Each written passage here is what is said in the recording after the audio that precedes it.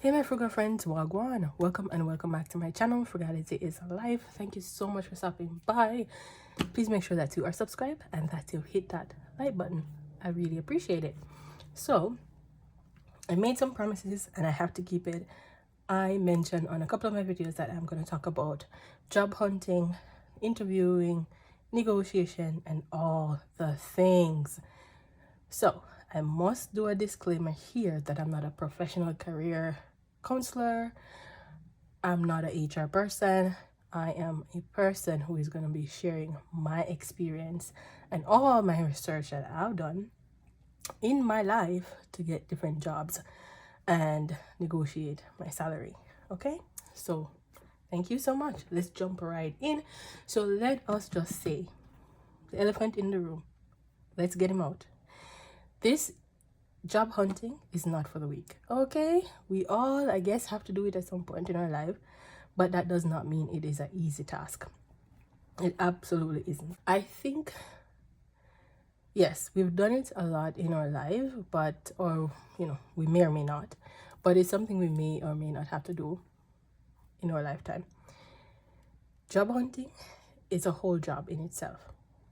It's a lot. You have to be ready. If you're in a job and you're job hunting, it is very hard. And if you don't have a job and you're job hunting, it's very hard and it's very stressful. So it's a really intimidating process. It can be, but I'm going to put you at ease. I'm going to put your mind at ease. If you are in a job and you're job hunting, don't worry. It's a good position to be in. If you don't currently have a job and you are job hunting, you can make it worth your while, and there are benefits to all of that. Guys, I'm going to try to do this in I don't know how many parts, but we will see. We're going to play it by ear. I'm going to do part 1, which is this one, and I probably do a wrap up because there may be things I forget. So I may do part 1, do a wrap up session where I will, take your questions and everything that you have left in the comment section below. So please feel free to leave your questions in the comment section below, and I will answer them in the wrap up session, or I may do a part 2, and at the beginning of part 2, I answer your questions or fill you in on things I may have forget. We're going to play it by ear. We're going to get through it, guys. Okay. My aim of this series is to provide my experience, and hopefully it will help you with your job hunting, your salary negotiations, and different things surrounding that. That is the goal. So without further ado, I'm going to do this. And because I'm not sure how the setup will be yet, I'm going to actually be setting up my new binder and a new wallet while I talk to you about this, guys. So hopefully it's not too distracting, but I'm going to try to make it, what it is. All right. So I have a few points here to hopefully keep me on track. I don't know if these are all the points I wanted to cover in this part, but as I said, look out for the wrap-up session or part 2 where I'm going to do a wrap-up session before I go into part 2. Okay, so part 1 is how to job hunt. Now, you may be saying, hey, we all know how to job hunt. Well, I really hope you do. So this is my experience, remember. So as I said, this can be a whole job, right, to job hunt. But let's start at what you need to do first. And a lot of people don't think about these things first. You just, you get on wherever the platform is that you're going to apply, and you just start applying. I implore you to plan ahead before you start job hunt. I know, you probably don't have a job now, or you probably have a job and you're job hunting and you're like, I can't even bother to plan ahead. But this step is very important. Just like we approach our budgeting, just like we approach our spending, by planning ahead, when you're job hunting, this is a very important step. So please don't skip it. This has helped me in the past because I've thought about, the type of jobs that I'm going to apply for. I've thought about salary I want, a range that I'm comfortable with. I've thought about would I prefer remote work, hybrid work? And I must say, even when you're thinking about this, do not I won't say limit yourself. Like, don't just apply for just remote or just hybrid or just like, these may be areas of negotiation. You know, it may be when you're going into the negotiation phases of the, you know, your employment. So yeah, don't just look for just hybrid or remote. That is my opinion, right? All right, and then start date or time. So why I said that if you are currently unemployed, there are some benefits when you're looking for a job. It means that you can start at any time, right? Because you don't have a job currently, you don't have to give notice or anything like that. You can literally start tomorrow. Like, you know, put things in place and you can start. You have that flexibility to start at any time, right? So think about that. Like, some people, you know, their job gives them a bonus at the end of the year or different things, and so you don't want to start a new job in December when you are going to be getting your bonus. If it's a quarterly bonus, you don't want to be starting when you're supposed to do your get your bonus, because then you're kind of losing money, right? You want to start after you've gotten that bonus. So if you get a bonus in December, you want to start in January, for example. If you get a bonus in, say, April, you want to start after you've gotten your bonus, because then you're not throwing your hard-earned money out the door because you already earned that, right?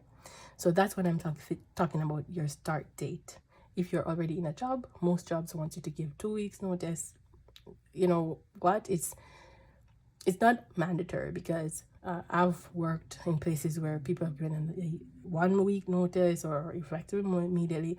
You just want to give the appropriate amount of notice to make sure that you're leaving on good terms, right?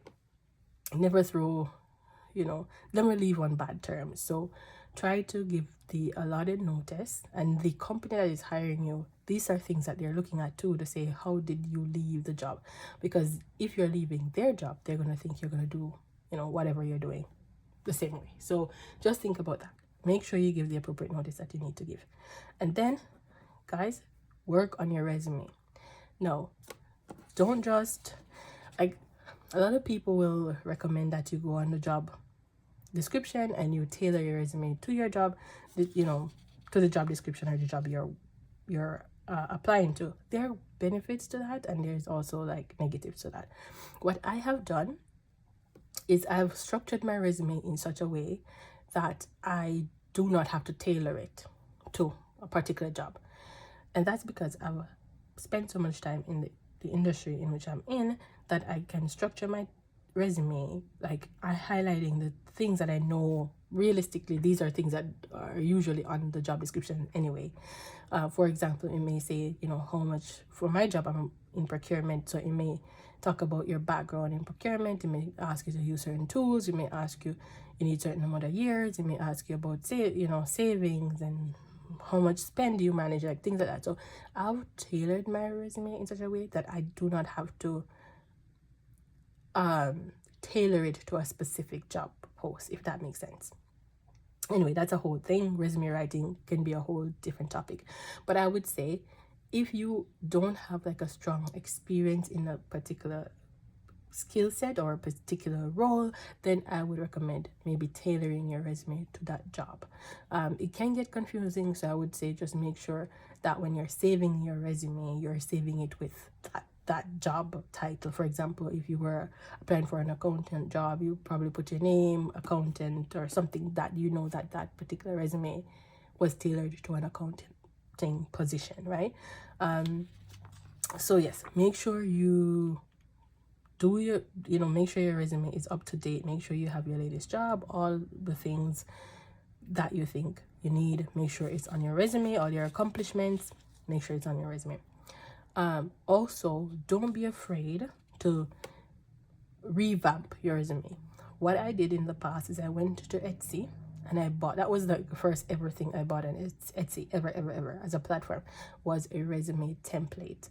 Etsy have really super cheap resume templates that you can get for 50 cents, 75 cents, $1. Look on there, get something that's really unique that you think will stand out, and use that as your resume template. I've done that, and the resume template that I use is timeless. I have been able to use it over the years. I bought it once and I've been using it for years and years and years because I structured my resume in such a way, like the template helped me to structure it in such a way that it's timeless, right? So don't be afraid to invest in a resume template to make your resume look more professional and tailored towards the job you're looking for. Okay, all right, so I did say we're gonna do some things in this video, so let's get on with it. First, I'm gonna set up my new wallet here while I try to do that while I try to talk, like, so please pardon me, guys. All right, the next point is start your job search. So look for job boards / websites, and let me show you guys. I'm switching from this, my Moterm. You remember my Moterm here that I used to use? That was an A7, and I am setting up this A7. As you know, I'm using an A6 right now, but I'm going to switch to this eventually, right? When I'm ready. Okay, so yes, so start your search. And for me, I use job boards like LinkedIn. I use Indeed. I've been really successful with using LinkedIn, but I've used Indeed in the past. And guys, guess what? Networking is really good as well. So network with friends and family and previous co-workers. Don't be afraid to network. I've applied for jobs where I know like a previous coworker worked there, and get them to ask them to recommend you. So if you worked with someone in the past that they can vouch for you, ask them to, and you're interested in the company that they're at. I'm so sorry, guys, this light is blinking.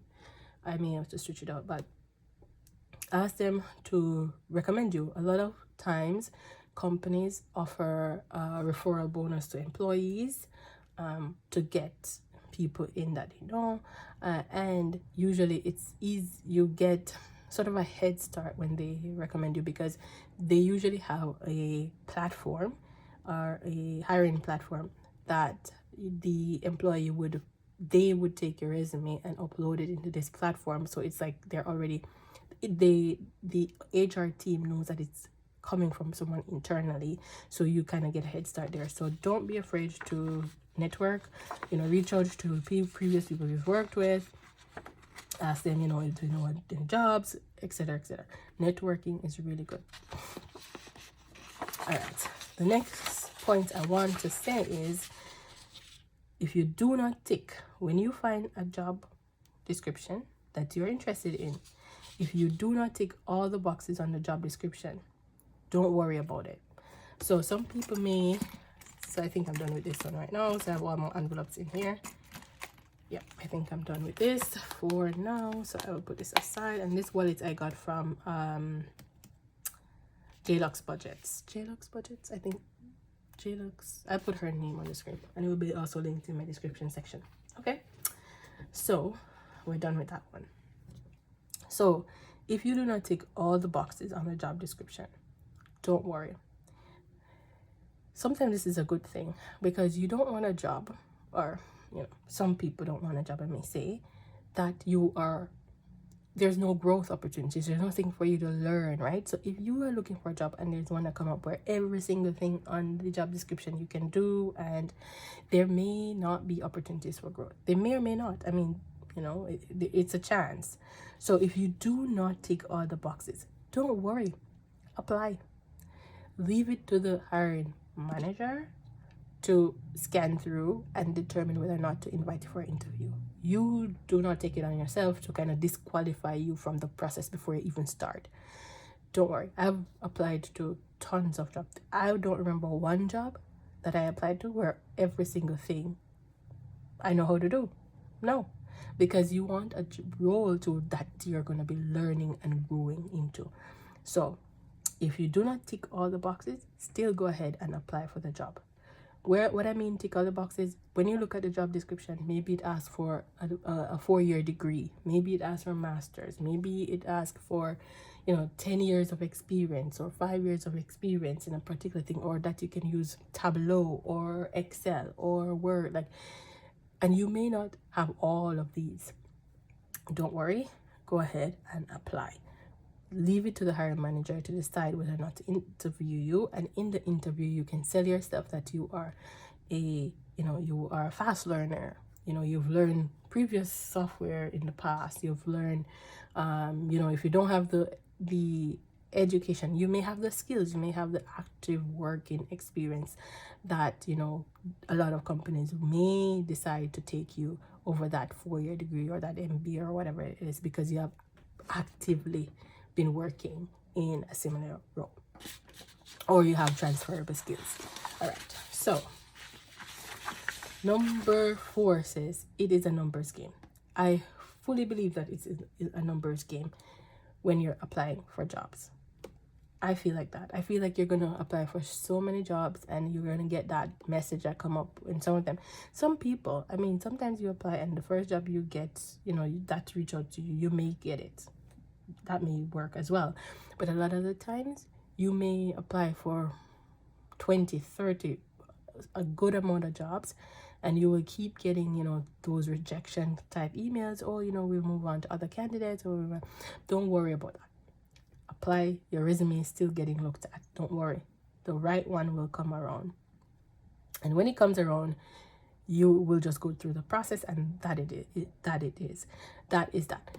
And even when you're interviewing, you may interview and you still don't get a job. Don't worry about it, because guess what? Every interview, use it as an experience. Use it as a practice session to get comfortable, because a lot of people, when you're going to interview, and we're going to talk about that in the next part, so I'm not going to go into too much details here, but a lot of people, when they think about interviewing, like, they will get through all of this here, 1 to 4, and when they thought they get invited for an interview, they freeze, they freak out, they get anxious. Don't worry about it, guys, and we're going to talk about that in the next part, because that is part 2, will be interviewing. So come back for part 2, we're going to talk about interviewing. But let me get into why I think it's a numbers game, because you are improving the odds of getting seen, getting somebody to see your resume. Sometimes you don't hear back, or sometimes it takes some months. Like, sometimes you even get in another role, and then people from months ago, that places that you applied to, are just calling you for interview or whatever when you already got a job. Don't worry about it, just apply. Like, when I am job hunting, I say, I'm going to apply to at least 3 jobs, or every single day, or whatever the number is. Anything I see, I apply. Sometimes, what? As I said, I may not be fully qualified for all the jobs, but I'm applying. Let it be that the hiring manager do their job and decide whether or not to call you for an interview. So we're going to set up this binder. Got this beautiful kind of dashboard that I made. I think I should laminate it. I didn't, but because I printed on A5 paper, and I have these like tabs, like January, February, March to December, like January to December tabs. I'm gonna put in here. So let's put that in. Let's put that in. So guys, if you have any questions, this is the other one I made. I thought it came out super cute. If you have any questions whatsoever, put them in the description section below. Not the description section, the comment section below, and I will definitely answer it on the next video.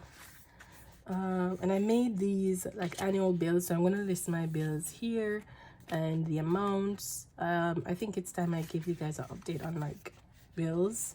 I did this like way when I started, but I haven't updated, and there's some that I no longer pay and different things, so meaning I no longer have them as a bill.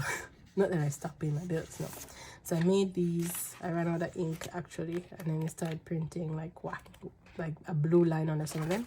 But I have the annual bills, and then I have my cash envelope tracker here. So I have the date, the cash envelope, the balance. I made some of this to put in here. So I not necessarily sure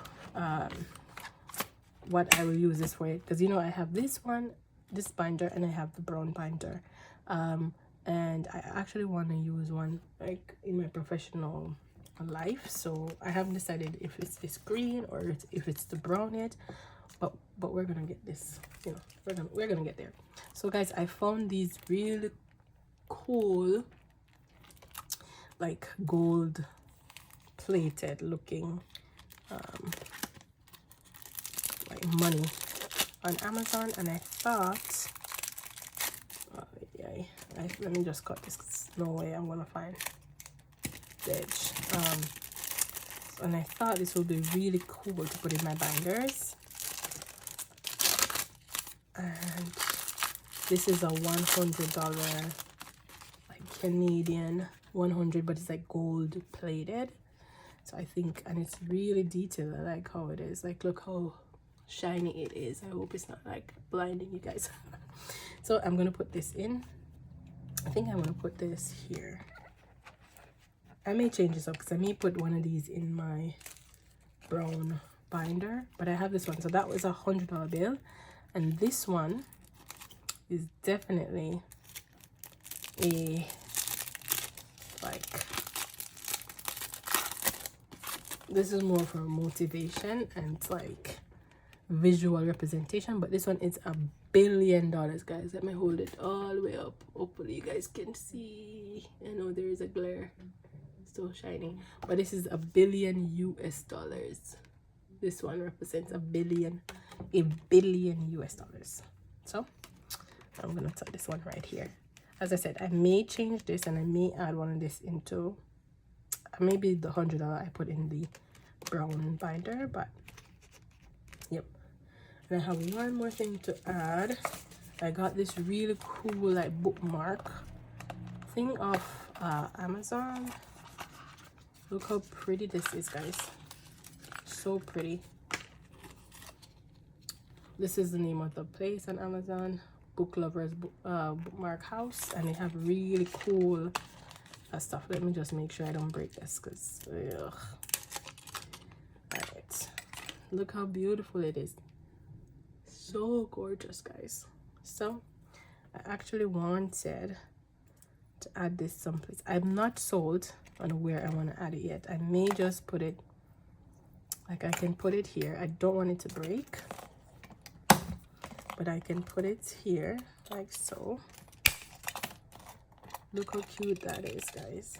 So pretty. This is so pretty. Look how pretty that is. So pretty. It's like a it's a peacock. So pretty. I love it. Okay, so I mean, I may change some stuff. I don't know. I may make some changes in here, but for the most part, I also wanted to show you guys like these cool stuff I found on Amazon, and this like gorgeous bookmark. I absolutely is in love with this, and I think I did a fabulous job with these dashboards, but I think I need to laminate them. Love those. Let me know what you guys think. Let me know. Gorgeous. All right, thank you guys so much for watching. I hope you enjoy the tips about interviewing, and I hope you'll come back for part 2, and I hope you leave me some questions so I can have like a wrap-up session in part 2 to answer those questions and get back to you. But the last thing I will leave with you is like throughout the process, and we're going to get more into this into the interview stages, but I want you to remember one thing. People want what is hard to obtain.